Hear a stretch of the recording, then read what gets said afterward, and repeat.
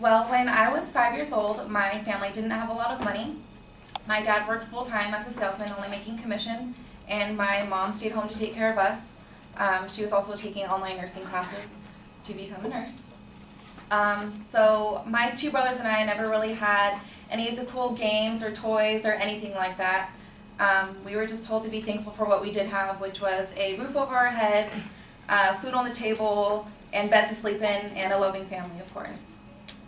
So kindergarten rolls around that year, and I remember on my first day not having any of my own clothes to wear. So I had to wear my brother's clothes, my twin brother. That morning, my mom had me wear some raggedy boy blue jeans, some boy sneakers, an awful blue boy t-shirt, and this horrible yellow jacket with a big red stop sign on the back, and some car decals on the side, and a big traffic signal right here, and it was horrible.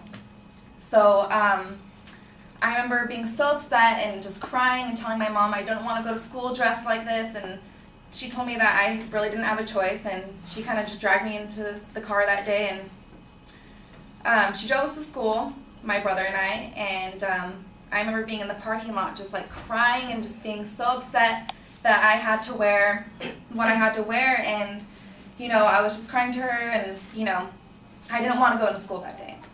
But anyways, being the concerned mother that she was, and she walked me into school that day along with all the other parents, and I watched all the other parents say goodbye to their kids and drop them off, and my mom stuck around for a while, and she actually took my kindergarten teacher aside, Mrs. Priscilla, and she was just telling her, like, my daughter's really upset and she's embarrassed about the clothes that she has to wear, and she kind of described to her like our situation, and told her that soon enough that she'd have the money to provide me with clothes.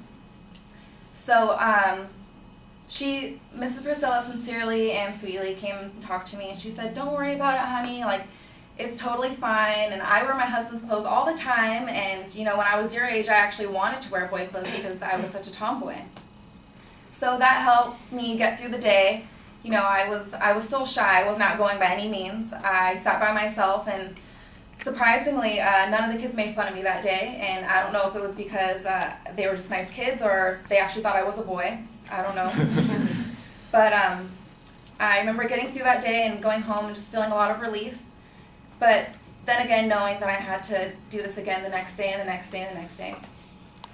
So the next day comes around, and I suppose I looked a bit more feminine. Not really, but I was wearing my brother's overalls and a red t-shirt and same boy sneakers, and I'm waiting and so my mom took us into school, dropped us off, said bye, and we're all waiting for Mrs. Priscilla to walk in, and when she finally does, I was completely shocked because Mrs. Priscilla was wearing a men's button-up t-shirt, some men's khakis, men's shoes, and a tie. And I remember feeling that moment normal. And I remember thinking to myself, oh my gosh, like, she really does wear her husband's clothes. And, I was so happy because that's all I really wanted, was for someone to feel what I felt and someone to make me feel better. So she actually gave me the courage to, go out and try to make friends that day. And I'd have to say that was actually the best day of my life. Because not only did Miss Priscilla wear her husband's clothes to school that day, she did a lot more. Her kindness, compassion, selflessness actually became my inspiration to want to become a kindergarten teacher.